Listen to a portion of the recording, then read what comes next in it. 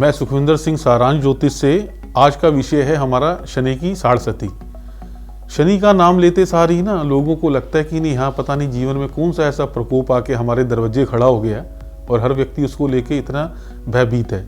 मैंने अपने last channel या प्रोग्राम में कहा था कि शनि जो है ना, ये ज्योतिष के अकॉर्डिंग मेहनत और दुख का कारक है। और आप ये सुन के हैरान होंगे कि दुख उसके जीवन में आएगा कि जो आदमी मेहनत नहीं करेगा।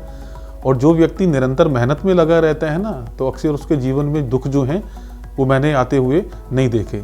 मेरा ये अपना अनुभव रहा कि शनि की सबसे ज़्यादा पीड़ा उन लोगों को सहन करनी पड़ती है जो लोग झूठी गवाही देते हैं, जो लोग लेबर के पैसे को देते समय तंग करते हैं, और वो लोग जो दूसरे के ऊपर गलत ब्लेम या जिनका आचरण जो है वो खराब है। अब हर व्यक्ति के जीवन में शनि की साढ़सती जो है ना 3 बार आती है। ज्योतिष में व्यक्ति की आयु का निर्णय 120 वर्ष का किया गया है। और हमारे अध्ययन में जो शास्त्रों से या किताबों से हमने ये जो पढ़ा है, उसमें ये कहा जाता है कि पहली जो ढैया है वो जातक के दादा दादी के लिए, दूसरी जातक की जो शनि की साढ़सती है वो जातक के माँ बाप के लिए, और तीसरी जातक की जो साढ़सती है वो अपने लिए कहीं ना कहीं जातक को नुकसान देती है। आप ये सुन के हैरान होंगे कि हमारे बहुत सारे राजनेता, अभिनेता, कुछ लोग ऐसे हैं जिन्होंने शनि की साढ़सती में ही जीवन में कुछ बड़ा किया। तो कहने का मतलब है कि जो हम बोएंगे हमको वही काटना है। और ये सुन के आप हैरान होंगे कि शनि पूरी की पूरी राशि चक्र को क्रॉस करने में हमारा जो है वो 30 वर्ष लेता है। तो हर 30 वर्ष में जब भी जन्म कुंडली में चंद्रमा से द्वादश भाव में हमारा शनि आता है तो हमारी शनि की साढ़सती शुरू हो जाती है। अब हम विचार करेंगे कि क्या शनि की साढ़सती व्यक्ति को हमेशा जीवन में पीड़ा ही देती है।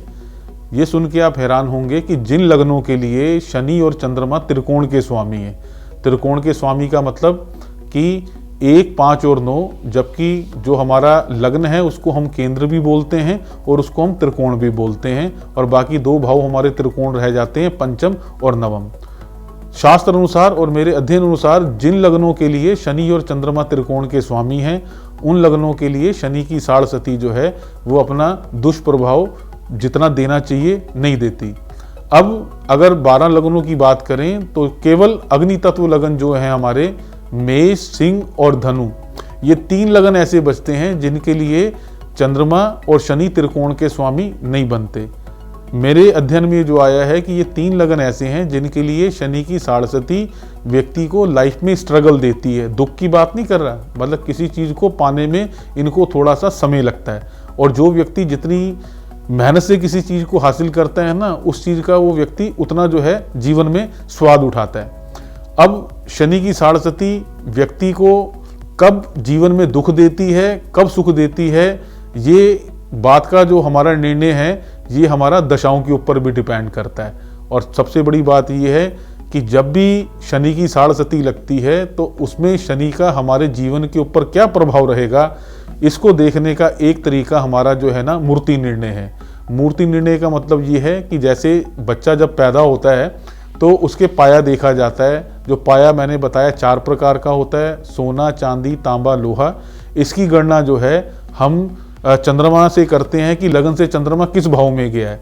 लेकिन शनि की साढ़सती के लिए जो हम मूर्ति निर्णय का जो हम सिस्टम लेते हैं उसको इस प्रकार देखते हैं कि जिस दिन शनि नई राशि में प्रवेश करता है उस समय हम देखते हैं कि हमारा चंद्रमा उस समय कौन सी राशि में था। फिर उसकी गणना जो है हम जन्मकालीन चंद्रमा से गोचर के चंद्रमा से करते हैं। यदि जन्मकालीन चंद्रमा से गोचर का चंद्रमा हमारा 1, 6, 11 भाव में है तो व्यक्ति को सोने का पाया मिलता है। अगर यही पाया हमारा 3, 7, 11 में है तो ये हमें चांदी का पाया मिलता है, और यही हमारा 4, 8, 12 में है तो हमें लोहे का पाया मिलता है। तो जो लोहे का पाया है ये व्यक्ति को शनि की साढ़सती में कहीं ना कहीं जो है थोड़ा पीड़ा का कारण बनता है। अब वर्तमान की अगर हम बात करें तो वर्तमान में बृहस्पति और शनि दोनों हमारे मकर राशि से गोचर कर रहे हैं। अब ये सुन के हैरान होंगे कि गोचर में जो है नक्षत्रों का हमारे जीवन में अत्यधिक महत्व है। अगर हम ज्योतिष की बात करते हैं ना तो ये राशियां जो हैं ये कुछ समय पहले की उत्पत्ति है। अगर हम पुरातन ज्योतिष की बात करते हैं तो सारा का सारा अध्ययन जो है वो हमारे नक्षत्रों पे खड़ा है। अब जैसे मैंने वर्तमान की बात की कि वर्तमान में बृहस्पति मकर राशि में है जो उसकी नीच राशि है, और शनि जो है वो अपनी स्वयं राशि से गोचर कर रहा है। लेकिन ये सुन के आप हैरान होंगे कि इस समय जो मकर राशि में नक्षत्र हैं वो हमारे 3 नक्षत्रों के स्वामी जो हैं वो सूर्य, चंद्रमा और मंगल हैं, और बृहस्पति के तीनों मित्र हैं, जबकि शनि के तीनों नक्षत्र स्वामी शत्रु हैं।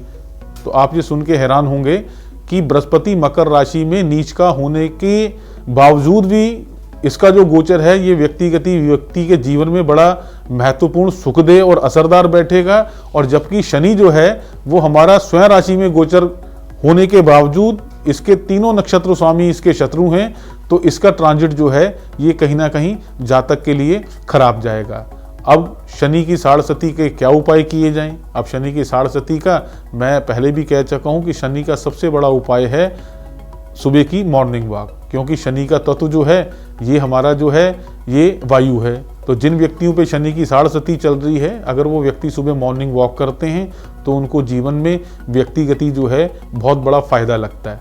अब शनि की साढ़सती में होता क्या है कि व्यक्ति का ना अपने काम से मन चुराने का मन करता है, तो उसके लिए हम क्या करते हैं कि कुत्तों को कम मीठे के बिस्कुट खिलाते हैं। अब कुत्तों को आपने देखा है कि सबसे ज़्यादा भावुक और वफादार हैं, तो जिसकी सेवा करते हैं उसकी पॉजिटिविटी मिलती है, अपने काम के प्रति वफादारी और अपने काम के प्रति एक प्रीति जो है कुत्तों को बिस्कुट डालने की वजह से हमारे अंदर लेजीनेस खत्म होती है और हम अपने काम में व्यक्तिगत तौर पर लगे रहते हैं।